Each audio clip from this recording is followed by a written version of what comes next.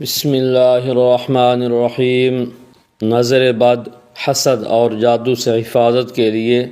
قرآن کریم کی بہت سی آیات اور صورتیں پڑھی جاتی ہیں، جن میں خاص طور پر سورۃ الفلق، سورۃ الناس، آیت الکرسی اور بعض مسنون دعائیں شامل ہیں۔ ان مبارک آیات اور دعاؤں کو عام طور پر منزل بھی کہا جاتا ہے، جسے روحانی حفاظت، سکون اور شفا کے لیے پڑھا جاتا ہے۔ بزرگان دین فرماتے ہیں کہ جو شخص یقین اور اخلاص کے ساتھ منزل کی تلاوت کرتا ہے، اللہ تعالیٰ اسے ہر قسم کی ظاہری اور باطنی برائی سے محفوظ فرما دیتا ہے۔ نظر بد، حسد، جادو، وسوسے، خوف، ڈراونے خواب اور دل کی بے چینی کے لیے یہ نہایت مؤثر روحانی عمل مانا جاتا ہے۔ منزل پڑھنے کا سب سے بڑا فائدہ یہ ہے کہ انسان کے دل کو سکون ملتا ہے۔ اگر کسی کو ہر وقت بے چینی، گھبراہٹ یا ڈر محسوس ہوتا ہو تو منزل کی تلاوت سے دل کو اطمینان نصیب ہوتا ہے۔ نظر بد کے اثرات بعض اوقات انسان کی صحت، رزق، کاروبار اور گھریلو سکون پر بھی اثر انداز ہوتے ہیں۔ ایسے حالات میں منزل پڑھنے سے اللہ تعالیٰ کی رحمت نازل ہوتی ہے اور انسان کو حفاظت نصیب ہوتی ہے۔ حسد انسان کی زندگی میں رکاوٹیں پیدا کر دیتا ہے۔ بعض اوقات بغیر کسی ظاہری وجہ کے کام بگڑنے لگتے ہیں، گھر میں لڑائیاں بڑھ جاتی ہیں یا طبیعت ہر وقت بوجھل رہتی ہے۔ ایسے حالات میں منزل کی تلاوت روحانی ڈھال کا کام کرتی ہے۔ جادو اور شیطانی اثرات سے حفاظت کے لیے بھی منزل کو بہت مؤثر سمجھا جاتا ہے۔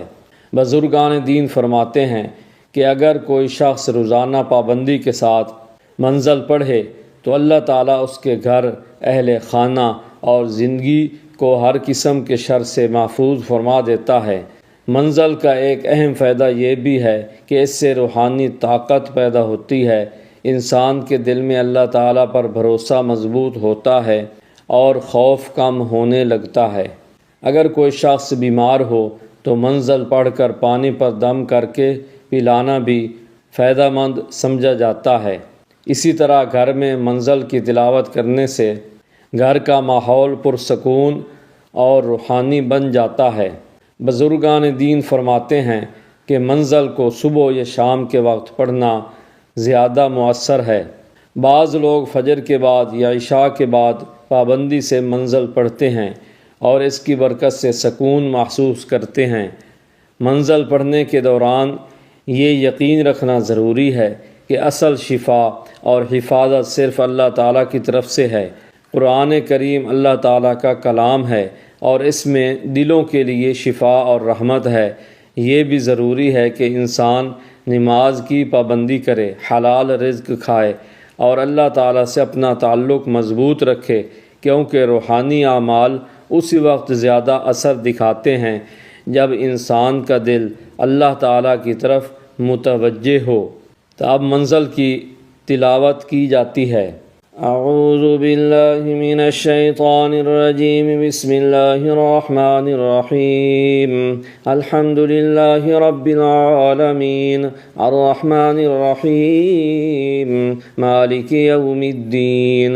ایاک نعبد و ایاک نستعین، اہدنا الصراط المستقیم، صراط الذین انعمت علیہم، غیر المغضوب علیہم ولا الضالین۔ بسم اللہ الرحمن الرحیم، الف لام میم، ذالک الکتاب لا ریب فیہ هدى للمتقين الذين يؤمنون بالغيب ويقيمون الصلاة ومما رزقناهم ينفقون والذين يؤمنون بما أنزل إليك وما أنزل من قبلك وبالآخرة هم يوقنون أولئك على هدى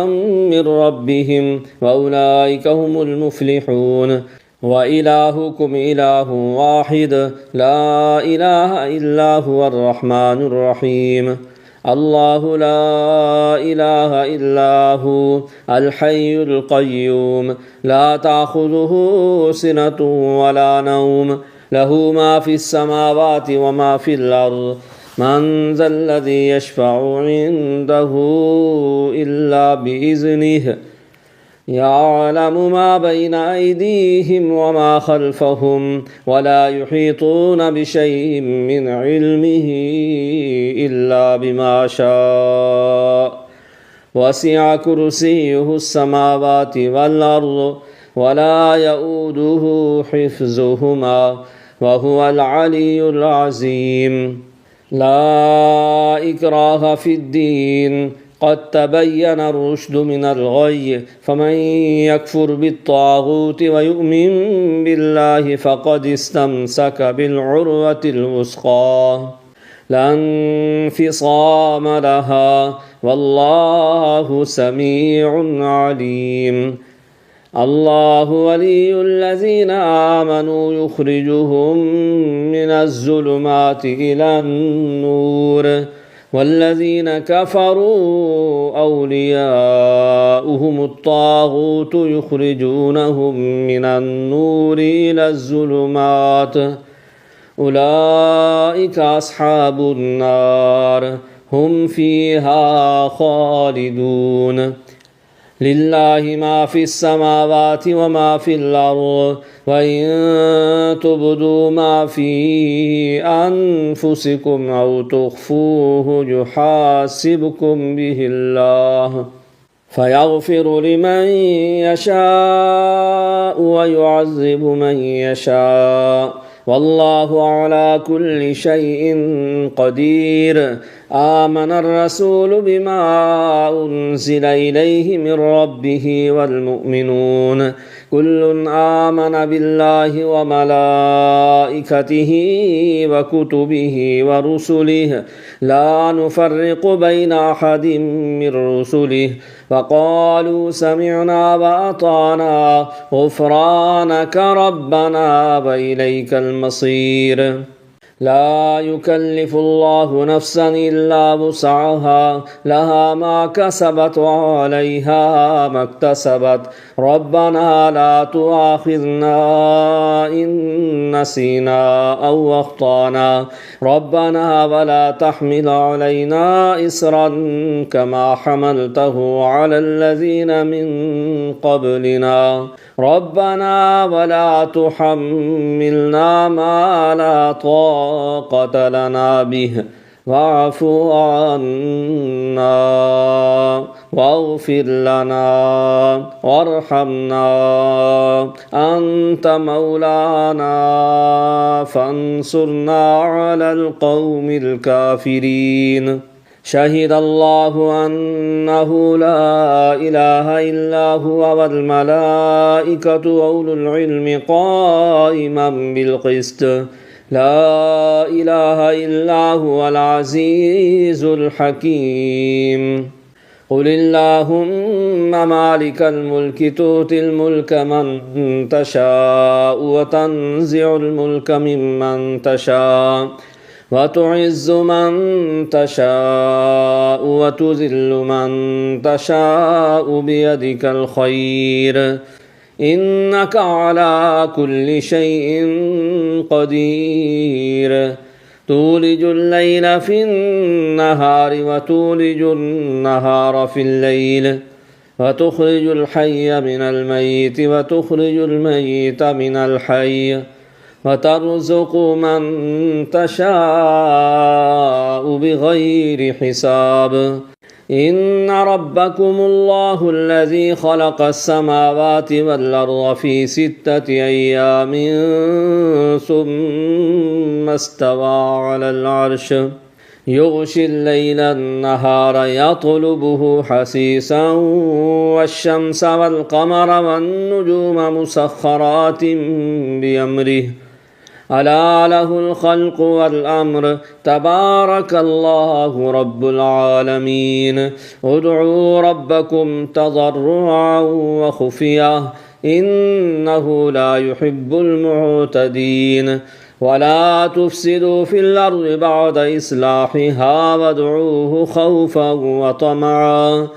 إن رحمة الله قريب من المحسنين